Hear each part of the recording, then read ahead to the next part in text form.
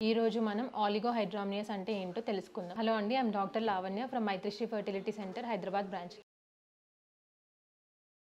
నార్మల్గా ప్రెగ్నెన్సీలో ఉండాల్సిన ఉమ్ము నీరు ఎంత అంటే 5 to 25 రేంజ్లో ఉంటే నార్మల్ అని అంటాం.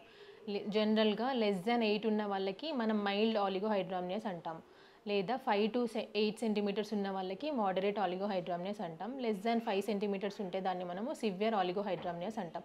ఇది జనరల్గా మనము సెకండ్ ట్రైమిస్టర్ లేదా థర్డ్ ట్రైమిస్టర్లో స్కాన్స్ చేసేటప్పుడు వెరీ ఇంపార్టెంట్ అండి. ఉమ్ము నీరు అనేది మనం చెక్ చేసుకుంటాము. మనం అప్పుడు చెప్తాం పేషెంట్స్ కదా, ఉమ్ము నీరు నార్మల్గా ఉందా లేదా తక్కువగా ఉందా అనేది ఆ వాల్యూని బట్టి డివైడ్ చేసుకొని చెప్తాము. ఇన్ కేస్ ఒకవేళ మనకి మైల్డ్ ఆలిగో అనిపించింది అని అనుకోండి, మనం ఉమ్ము నీరు పెరగడానికి కొన్ని పద్ధతులు ఉంటాయి.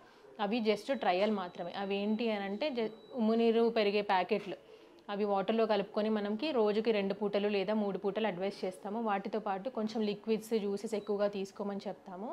వాటితో పాటు అమైనో యాసిడ్స్ ఇంజెక్షన్స్ కూడా తీసుకోమని చెప్తాము. దాన్ని మనం ఇంప్రూవ్ అవుతుందా లేదా అనేది రెగ్యులర్గా స్కాన్స్ చేసుకొని ఫాలోఅప్ చేసుకుంటూ ఉంటాము. ఒకవేళ ఇంప్రూవ్ అవుతుందా లేదా అంతే మెయింటైన్ అవుతుంది అని అనుకోండి, మనం ప్రెగ్నెన్సీ కంటిన్యూ చేసుకోవచ్చు. లేదు ఇంకా ఉమ్ము నీరు ఫాలో అవుతుంది, ఇంప్రూవ్మెంట్ ఏం చూపించట్లేదు, తగ్గుతుంది ఉమ్ము నీరు అనుకోండి, దానికి మనము రెగ్యులర్ స్కాన్స్తో పాటు డాప్లర్ స్కాన్స్ అంటాము. అంటే బేబీకి రక్తం సరఫరా కూడా ఎట్లా అవుతుందో చూసుకుంటాము. అవి రెండు అసెస్ చేసుకొని అకార్డింగ్గా డెలివరీ అనేది మనం ప్లాన్ చేసుకుంటాము. లేదు చాలా సివియర్గా అంటే లెస్ దాన్ 5 సెంటీమీటర్స్ లేదా లెస్ దాన్ 4 సెంటీమీటర్స్కి పడిపోయింది అనుకోండి ఉమ్ము నీరు, ఇర్రెస్పెక్టివ్ ఆఫ్ జెస్టేషనల్ ఏజ్, అంటే ఏ వారంలో ఉన్న ప్రెగ్నెన్సీ లేదా ఏ నెలలో ఉన్న ప్రెగ్నెన్సీ అని ఇర్రెస్పెక్టివ్ దాన్ని బట్టి మనం డెలివరీ అనేది చేసేసుకుంటాం. అంటే లెస్ దాన్ 4 సెంటీమీటర్స్ ఉంటే ఇమీడియట్ డెలివరీ ప్లాన్ చేసేసుకుంటాము. లేదు అనుకోండి, మనం మైల్డ్ ఆలిగో ఉన్న వాళ్ళకి ముందు జాగ్రత్తగా మనము ఒక ఇంజెక్షన్ అనేది పెట్టుకుంటామండి. దానికి బెట్నోజాల్ అని అంటాం.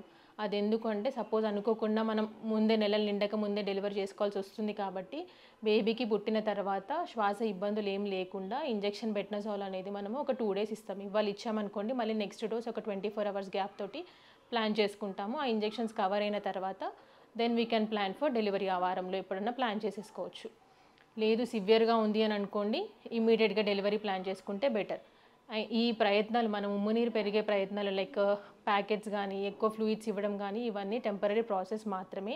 అండ్ ఇవి ఇచ్చినప్పుడు మనకి పేషెంట్కి కొంచెం రెస్ట్ తీసుకోమని చెప్తాము, ఎక్కువగా లిక్విడ్స్ తీసుకోండి అని చెప్తాము. కదలికలు ఎలా ఉన్నాయి అనేది కూడా జాగ్రత్తగా చూసుకోమని చెప్తాము. కదలికల్లో ఏమైనా ఇబ్బందిగా ఉంది లేదా తక్కువ కదలికలు ఉన్నాయంటే ఇమీడియట్గా హాస్పిటల్కి రమ్మని చెప్తాము. ఇలా మానిటరింగ్ చేసుకొని రెగ్యులర్గా డెలివరీ అనేది అకార్డింగ్ టు అంటే దాని ఇంప్రూవ్మెంట్ని బట్టి మనము డెలివరీ అనేది ప్లాన్ చేసుకుంటాము.